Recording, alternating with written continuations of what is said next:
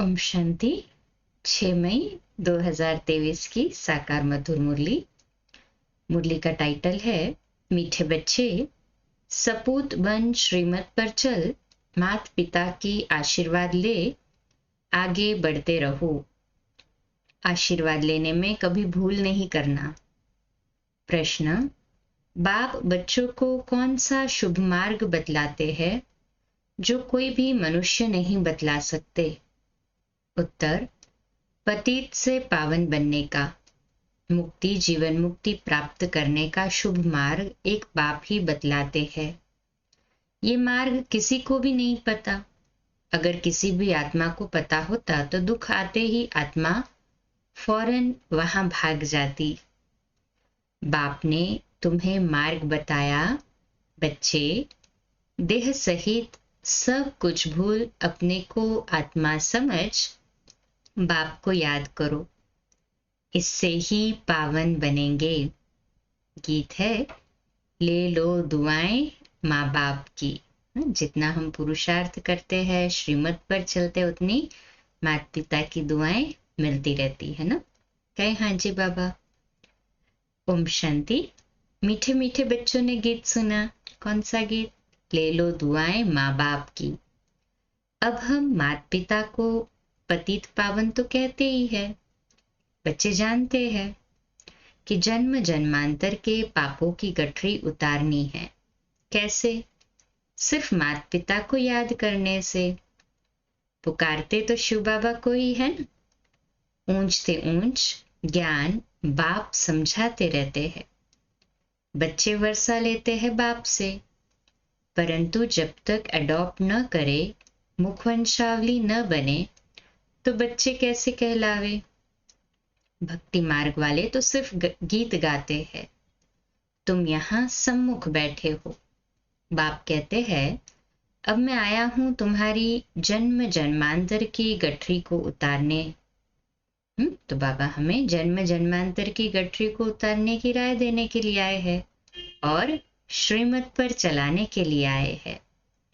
तो ये बाबा नहीं कहते, ब्रह्मा बाबा नहीं कहते। ये कौन कहता है? शिव बाबा कहते हैं कि मेरे लाडले सिखले दे बच्चे, समझते हो बरोबर पतित पावन बाप ही पापों की गठरी उतारने का मार्ग अथवा पतित से पावन बनाने का मार्ग बताते हैं। जैसे सुभाष मार्ग नाम रखते हैं ना, यह है पतित से पावन बनने का मार्ग। बाप कहते हैं, मीठे मीठे बच्चे, मैं तुमको मार्ग बताने आया हूं। मनुष्य पुकारते रहते हैं, हे पतित पावन आओ, और आकर पतित से पावन बनाने का मार्ग बताओ। तुम्हें अभी वह मार्ग कौन बताते हैं? मोस्ट बिलवेड बाप। साधु आदि साधना करते हैं मुक्ति में जाने लिए, परंतु जा नहीं सकते। जब दुनिया पतित होती है, तब पावन दुनिया का मार्ग बताने बाप को आना पड़ता है। कोई भी मनुष्य मुक्ति जीवन मुक्ति का मार्ग बता न सके तो श्रीमत पर चलना चाहिए। सब संग तोड़ना है। सर्वधर्मानि परित्यज्य मामेकं शरणं व्रज। देह के जो भी सब धर्म हैं, सभी छोड़ अपने को आत्मा समझो। मैं फलाना हूं, ये मेरी मिल्कियत है, ये सब छोड़ अपने को आत्मा समझो और निरंतर पुरुषार्थ करो। मेरे को याद करो। मैं शुभ मार्ग बताता हूं। इन जैसा शुभ मार्ग कोई होता नहीं है। अब ये दुख का नाटक पूरा होता है। अभी भी ये दुख का पार्ट बजाना चाहते हो क्या? तो और ही दुखी होंगे। यहाँ कोई भी मनुष्य सुखी नहीं है। अकाल मृत्यु आदि कितनी दुख की बातें हैं। कोई एक विरला बड़ी आयु वाले हैं, बाकी तो रोगी बन पड़ते हैं। बाप कहते हैं, मैं गाइड बनकर आया हूं। अब माता पिता को याद करो। श्रीमत पर चलने से तुम्हारे ऊपर कितनी आशीर्वाद होती है, जो तुम सब भाग्यशाली बन जाते हो। बाप कहते हैं, तुम विश्व का मालिक बनने वाले हो। बेहद के बाप से विश्व का मालिक बना लेना कोई कम बात थोड़ी ही है। पैसे के लिए कितना ठगी आदि करते हैं, यहाँ ऐसी कोई बात नहीं। बाप कहते हैं मुझे याद करो तो सदैव के लिए निरोगी बन जाएंगे। 21 जन्म के लिए कितना भारी वर्षा देते हैं।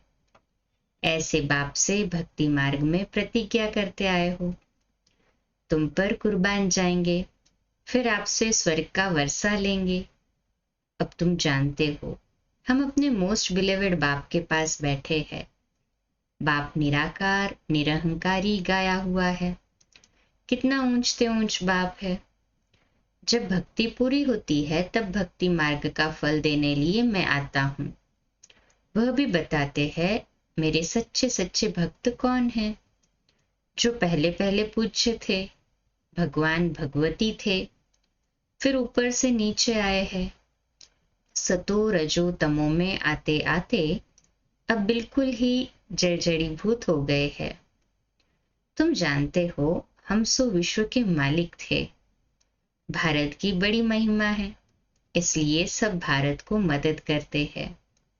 जानते हैं भारत पहले बहुत साहूकार था, अब गरीब हो गया है, तो सबको तरस पड़ता है।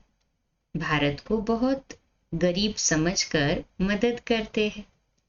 कोई बहुत साहूकार होते हैं और फिर गरीब बन पड़ते हैं तो उनको दान देने लिए सबकी दिल होती है ना। बाप कहते हैं भारतवासी कितने मूंझे हुए हैं, शिव जयंती मनाते हैं, परंतु जानते नहीं कि शिव बाबा कब आया, क्या आकर किया। जरूर बाप वर्षा लेकर आया होगा, स्वर्ग का मालिक बनाया होगा। कहते हैं मैं बच्चों को सदा सुखी बनाकर तख्त देकर वानप्रस्थ में चला जाता हूँ। मैं कोई तमन्ना नहीं रखता हूँ। विश्व का राज्य पाने लिए मैं मालिक नहीं बनता हूँ। ऐसे बिलेवेड बाप को कैसे पकड़ना चाहिए? हाथ से पकड़ने की बात नहीं, बुद्धि से पकड़ने की बात है। क्योंकि न हम स्थूल देहधारी है, जब बाबा को याद करते हैं आत्मिक रूप में करते हैं, और न बाबा को देह है अपनी, तो बुद्धि से पकड़ने की बात है। सबको अपने गृहस्थ में भी रहना है, बच्चों की पालना भी करनी है। ये है बेहद का सन्यास। देह सहित जो कुछ है उनको छोड़ना है। यहाँ हर एक चीज जड़ीभूत तमो प्रधान है, दुख देने वाली है। तत्व भी दुख देते हैं। बरसात न पड़ी, फेमाइन हो जाता है, बाढ़ आ जाती है, वहां तो ये तत्व आदि सब तुम्हारे ऑर्डर में रहेंगे। हाँ, कहीं तो बिल्कुल फेमाइन है, सूखा पड़ा, और कहीं बाढ़ है। तो बाबा कहते हैं सतयुग में ऐसा नहीं होगा, वहां तो सारे तत्व, पांचों तत्व हमारे ऑर्डर में रहेंगे। 5 तत्व भी तुम्हारी अवज्ञा नहीं करेंगे। अभी तुम बच्चे बाप से दुआएं ले रहे हो, ले रहे हैं ना? कहीं हाँ जी बाबा। दुआएं मिलेगी श्रीमत पर।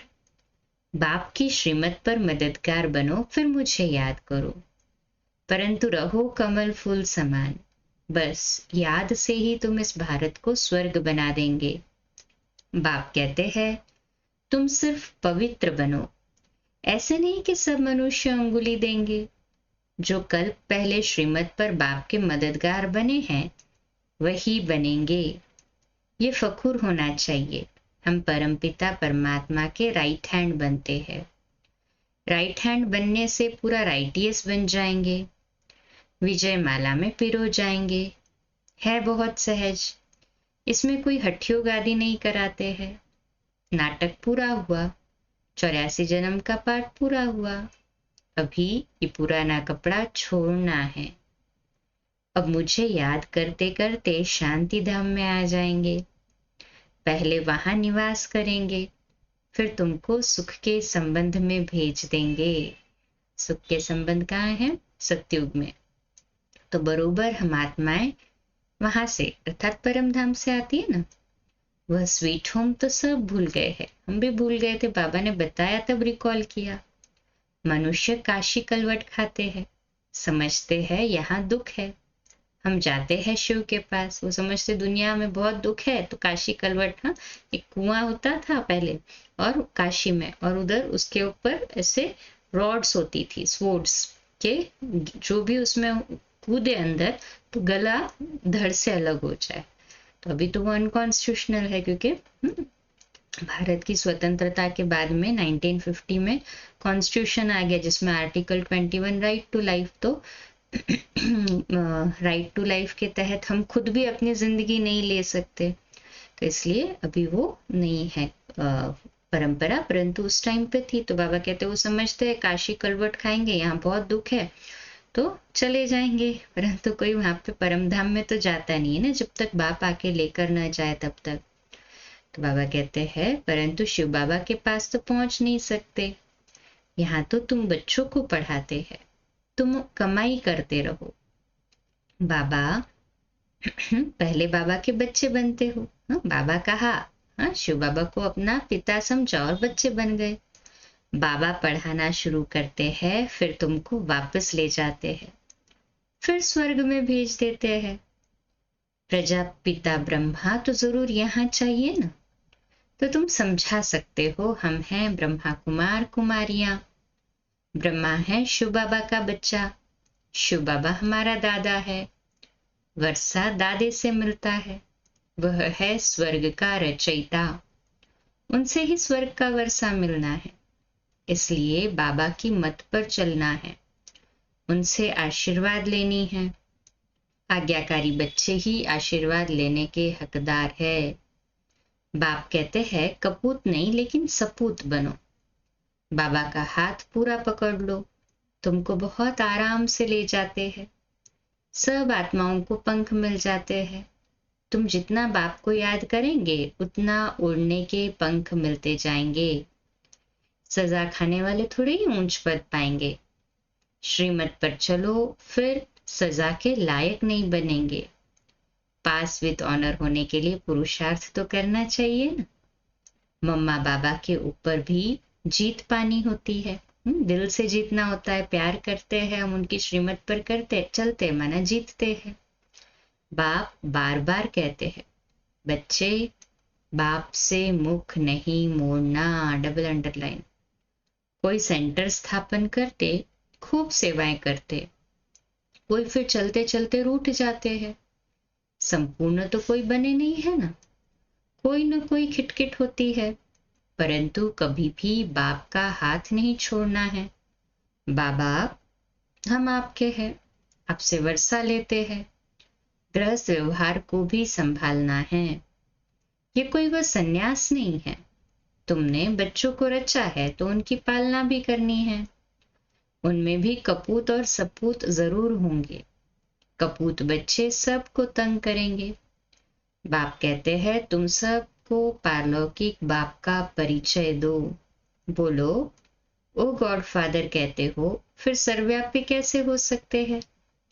कहते ही है पतित पावन गॉड फादर, तो जरूर पतित दुनिया है और पावन दुनिया भी है।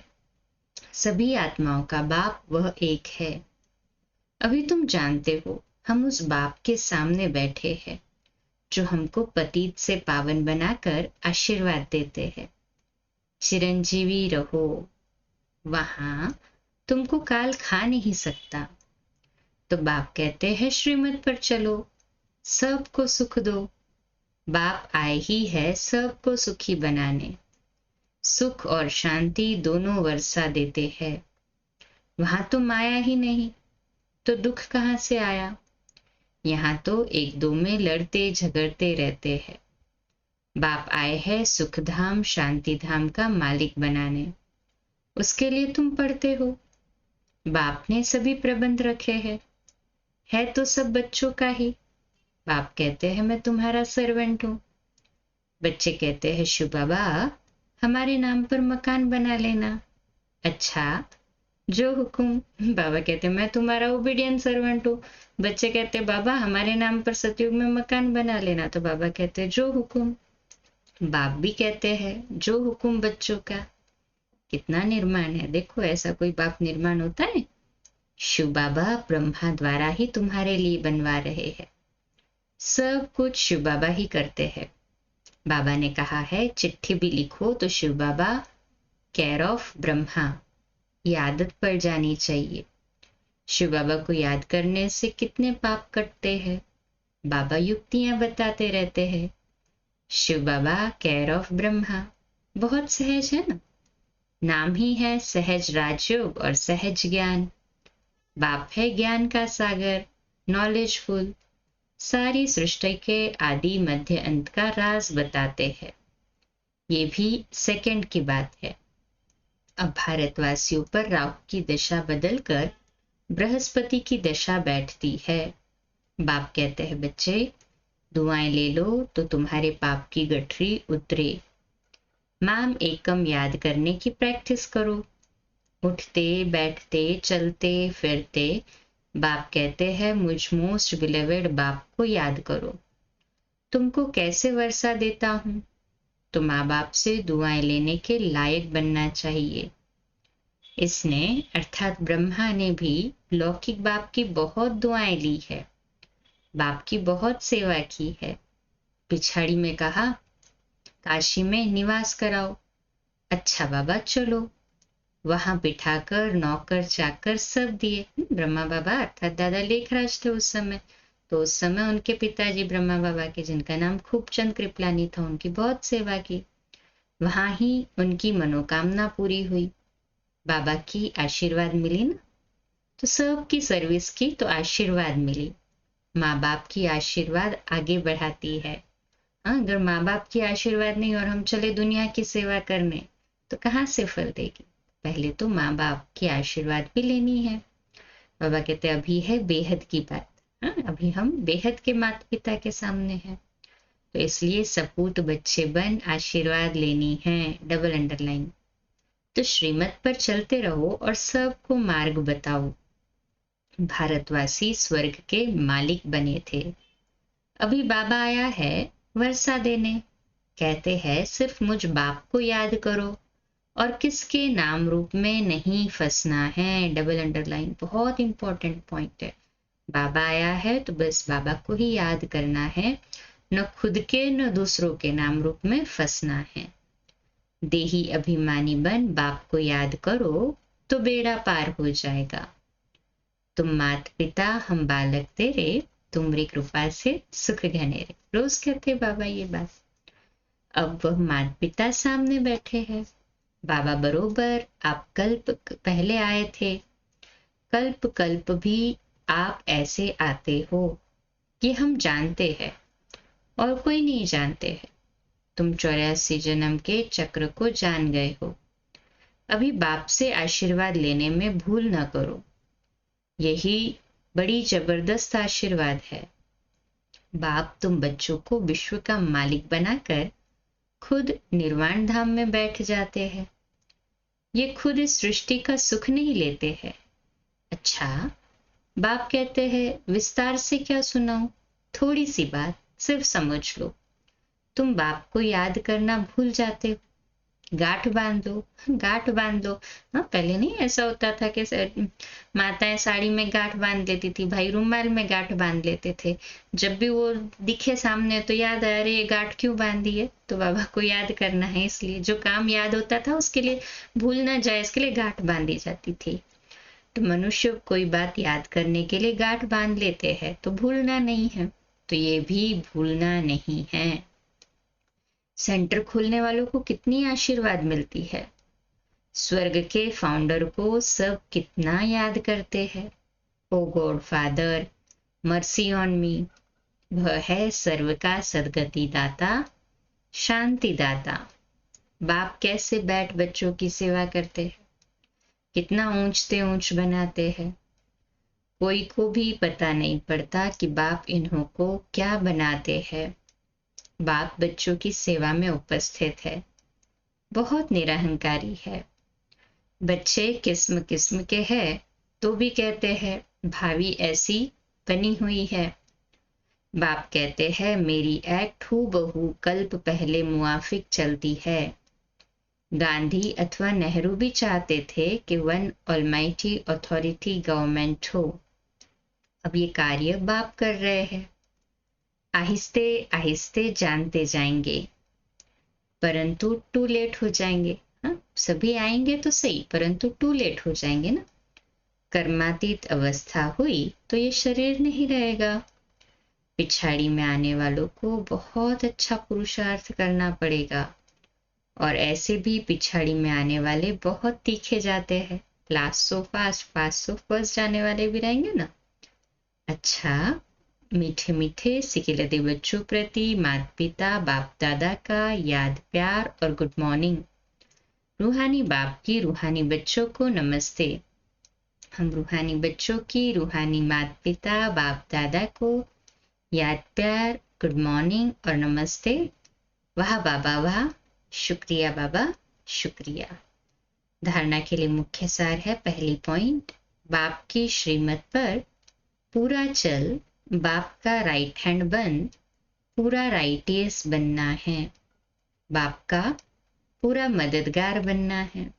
दूसरी पॉइंट, माता पिता की आशीर्वाद आगे बढ़ाती है, इसलिए आज्ञाकारी बन आशीर्वाद लेनी है। बाप समान निरहंकारी बनना है। आज का मीठा वरदान, मनसा वाचा और कर्मणा तीनों सेवाओं के खाते जमा करने वाले यज्ञ स्नेही भव। तो आज का हमारा स्वमान, मैं यज्ञ स्नेही आत्मा हूँ। विश्लेषण, बाप दादा के पास सभी बच्चों की सेवा के 3 प्रकार के खाते जमा है। जो यज्ञ स्नेही है वह मनसा वाचा कर्मणा, तन मन और धन तीनों सेवा में सदा सहयोगी बनते हैं। हर खाते की 100 मार्क्स है। अगर किसी की वाचा सेवा की ड्यूटी है तो उसमें मनसा और कर्मणा की परसेंटेज कम न हो। वाचा सेवा सहज है, लेकिन मनसा में अटेंशन देने की बात है। और कर्मणा सिर्फ स्थूल सेवा नहीं, लेकिन संगठन में सबन संपर्क में आना, ये भी कर्म के खाते में जमा होता है। स्लोगन, अपने ऊपर राज्य करने वाले स्वराज्य अधिकारी बनो। साथियों पर राज्य करने वाले नहीं, अपने ऊपर राज्य करने वाले स्वराज्य अधिकारी बनो, साथियों पर राज्य करने वाले नहीं। अच्छा, कम बोलो, धीरे बोलो, मीठा बोलो, सत्य बोलो, सोच समझकर बोलो, निमित्त भाव, निर्माण भाव, निर्मल वाणी। आज का नया दिन आप सभी को मुबारक हो, मुबारक हो, मुबारक हो। शुभ दिवस।